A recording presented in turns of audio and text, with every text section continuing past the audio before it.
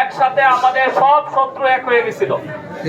এখানে ভারত আমাদের বিরুদ্ধে লাগছিল, একটা দেশ এবং চারটা দল। আমরা বিভিন্ন কেন্দ্রে গিয়েছি, গিয়ে দেখলাম সেখানে লাঙ্গল, সেখানে ধানের শীষ, সেখানে নৌকা, সব একাকার, হাত পাকা একাকার, ঠিক না?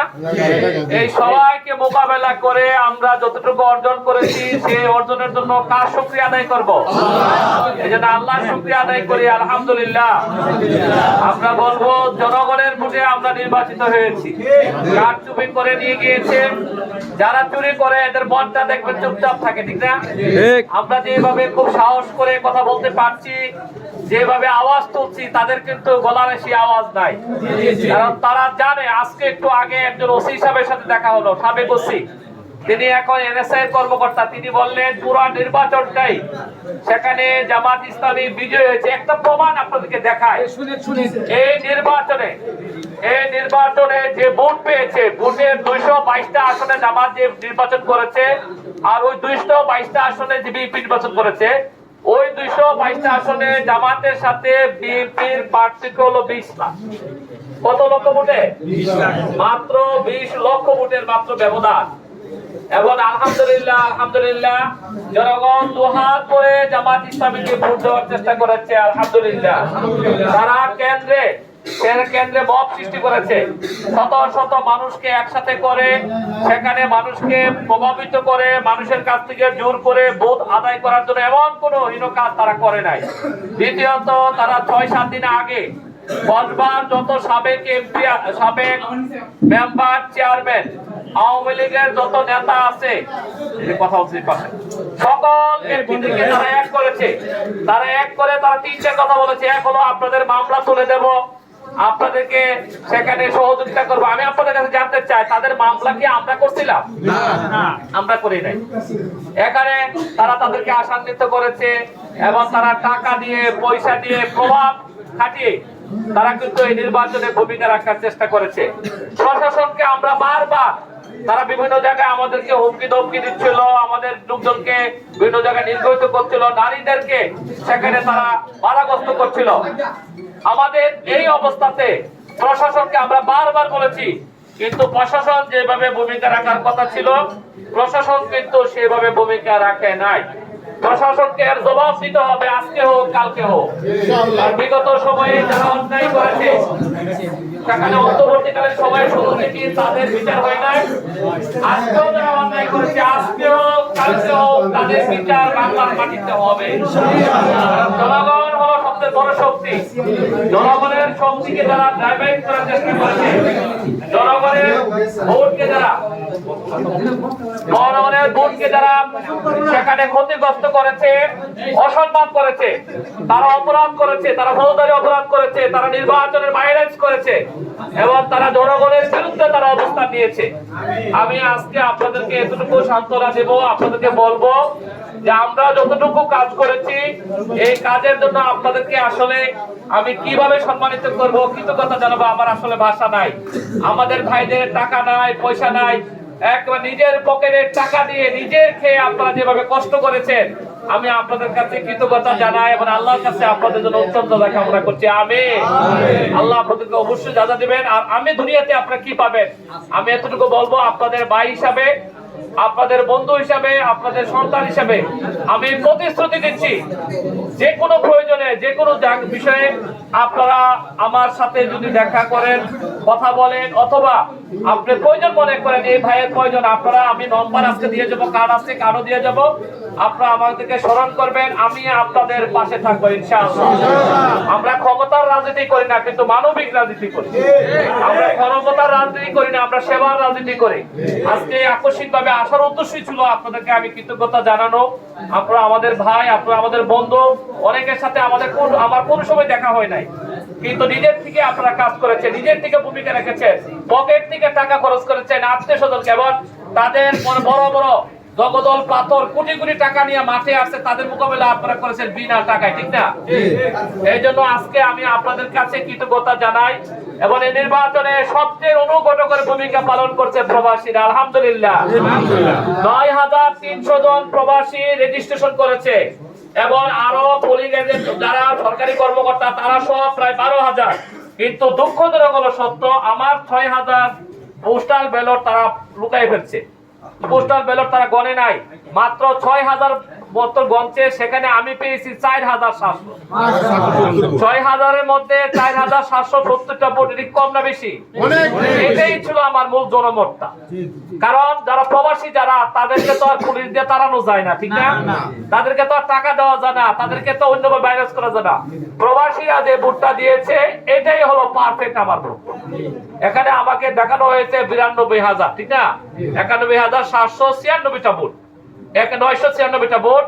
আমাকে যে ভোটটা আমরা বলবো একেবারে মানুষ মনের থেকে ভালোবেসে, বিশ্বাস করে এরপরে আমি অনেকগুলো এলাকায় গিয়েছি এই পর্যন্ত, প্রত্যেকটা মানুষ মহিলারা, বাচ্চারা, মানুষ সবাই খুব পেরেশানি করছে, এটাই বলতেছে যে আসলে আপনাকে পাস করাতে পারলাম না, আমরা তো ভোট দিয়েছিলাম।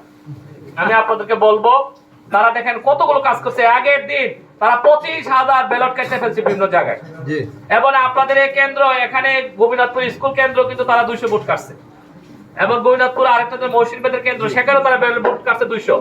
এইভাবে এলাকার থেকে তারা 400, ফতেপুরে তারা কাটছে, বারাইতে তারা 1,000 ভোট কেটে ফেলছে। এইভাবে সব কিছু মিলে 25,000, এবং হাজিপুর স্কুলে রাতের 3টায় তারা সেখানে 300 ভোট কেটে ফেলছে।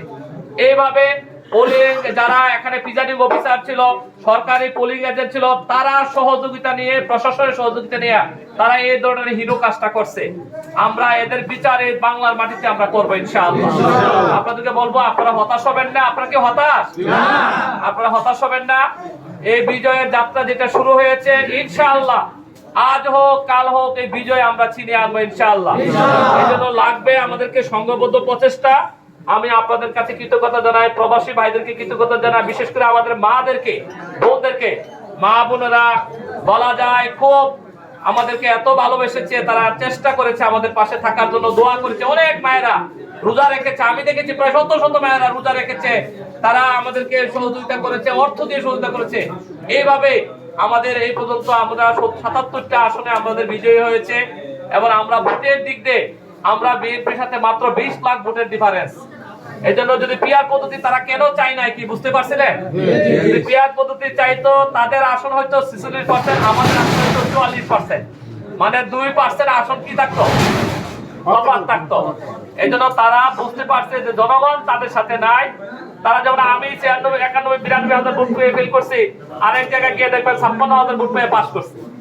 তাহলে এই যে একটা ব্যালেন্সিং একটা অবস্থা, এক জায়গায় 92,000 ভোটের 1 টাকাও দাম নাই, ঠিক না? এই জন্য পিআর পদ্ধতিটা এই জন্য দরকার ছিল যে পিআর পদ্ধতি যদি হতো তাহলে এই পিআর পদ্ধতিতে জনমত যাচাই হইতো, জনগণ কার পক্ষে আছে বিপক্ষে আছে, ঠিক না? এই হা ভোট করবা আকারাতে না ভোট করছে 48,000, এটাই হলো আসল বিএনপি।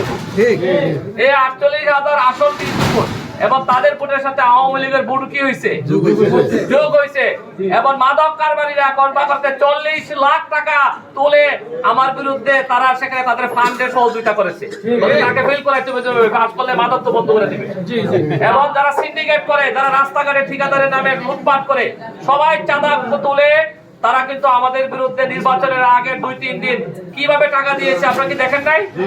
এই জন্য আপনাদেরকে বলবো আপনারা হতাশ হবেন না, আমরা সংঘবদ্ধ থাকবো, এবং আগামী দিনে বিজয় ছিনে আনার জন্য আমাদেরকে ঐক্যবদ্ধ থাকতে হবে। আমি আপনাদের কাছে জানতে চাই আপনারা কি ঐক্যবদ্ধ থাকবেন ইনশাআল্লাহ? ওই সবাই থাকবেন, থাকবেন সবাই আমার পাশে থাকবেন ইনশাআল্লাহ। আমি আপনাদেরকে অনুরোধ করব প্রিয় ভাইরা, জানে রাখবেন পরিবর্তন একটা লাগবে আমাদের সমাজে। নির্বাচনের সময় যে কথাগুলো বলেছিলাম যে পরিবর্তন আমাদের লাগবে, আমাদের সৎ যোগ্য দক্ষ দেশপ্রেমিক আল্লাহ বেরো নেতৃত্ব আমাদের প্রতিষ্ঠা করা ছাড়া আমাদের মুক্তি সম্ভব নয়। এই জাতিকে যদি আমরা মুক্তি দিতে চাই, এই জাতিকে যদি সঠিক দ্বারা প্রভাবিত করতে চাই, সৎ যোগ্য আল্লাহ বেরো নেতৃত্বের কোনো বিকল্প নাই। এই মাহে রমজানে আজকে যে ইফতার মাহফিলে আমরা সমবেত হয়েছি, আমরা এই রহমত মাগফিরাত এবং নাজাতের মাসে মাহে রমজানে আল্লাহ রাব্বুল আলামিনের কাছে দোয়া করছি আল্লাহ আমাদেরকে যতদিন বাঁচিয়ে রাখেন, এই রমজানের যে শিক্ষা, এই রমজানের শিক্ষা অনুযায়ী যাতে আল্লাহ আমাদেরকে চলার তৌফিক দান করেন, আমিন। আল্লাহ যাতে আমাদেরকে কোরআন অনুযায়ী চলার তৌফিক দান করেন, আমিন। আল্লাহ যাতে রাসূলুল্লাহ সুন্নাহ অনুযায়ী যাতে আমরা চলতে পারি, আল্লাহ আমাদেরকে সেই তৌফিক দান করুন, আমিন। আমরা বলবো এই সরকার বর্তমান যারা নির্বাচিত হয়েছে জুলাই বিপ্লব না হলে কিন্তু নির্বাচন হতো না। যারা জুলাই বিপ্লবকে অস্বীকার করছেন, যারা জুলাই সনদকে অস্বীকার করছেন, আজকে আপনারা কিন্তু ভুল করছেন। এই ভুলের মাসুল আপনাদেরকে কিন্তু দিতে হবে। কারণ এই জুলাই রক্তাক্ত যদি পরিস্থিতি তৈরি না হতো, 1400 মানুষের যদি জীবন না যেত, 30-40 হাজার মানুষ যদি আহত না হতো, 4-5 হাজার লোক যদি মৃত্যুবরণ না করত, তাহলে এই অন্তর্বর্তীকালীন সরকার গঠন হতো না। আর অন্তর্বর্তীকালীন সরকার গঠন না হলে নির্বাচন হতো না। আজকে আপনারা সংবিধান করেন, সংবিধানে আপনি কি আছে বলেন? এই সংবিধান তো মানুষের জন্য নাকি? আজকে সংবিধানের দোহাই দেন, জাস্ট কোন মতে ক্ষমতাটা পাওয়ার পরে তারা কিন্তু অস্বীকার করে বলছে। এবার এক নেতা তো বললেই বলছে যে আমরা যদি আগে না মানতাম নির্বাচন হতো। তাদের ভিতরে একটা ছিল, মুখে ছিল আরেকটা, মুখে একটা কাজে করবে আরেকটা। যারা বলে তাদেরকে কি বলা হয়? তারা আশা করে এই বিষয়টা তারা জবাব জনগণের কাছে পাবে। এবং আপনি প্রত্যেকটা মানুষের আলোচনা করে যে মানুষের কাছে আলোচনা করে দেখবেন, মানুষ তাদের এই আচরণগুলো ভালোভাবে দেখছে না। আমি আপনাদেরকে বলবো, আমরা বড় পরিসরে ইউনিয়ন নিয়ে একটা প্রোগ্রাম করবো, ইফতার করবো, আরো কিছু কাজ নেব। ওই প্রোগ্রাম বাস্তবায়নে কি ভূমিকা রাখতে পারবেন ইনশাআল্লাহ? আর আমাদের উপজেলার সামনে নির্বাচনে আমরা আমাদের প্রার্থীকে বিজয়ী করার জন্য এখন থেকে আমরা প্রস্তুতি নেব ইনশাআল্লাহ।